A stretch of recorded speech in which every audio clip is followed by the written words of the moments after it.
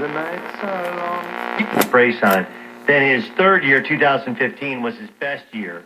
That's when he had 13 touchdown receptions. He only played in 13 games. And take care of their families. Mark tells K2 News it's rewarding because they're able to help co-workers. Perhaps you give your heart and promise me you'll never part. Oh no.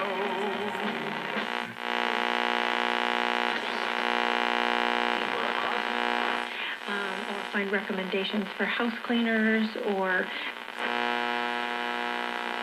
approached the window. They were actually communicating with him at the window of the vehicle when he did detonate the device. Washington County Sheriff Sergeant Bob Ray says the sheriff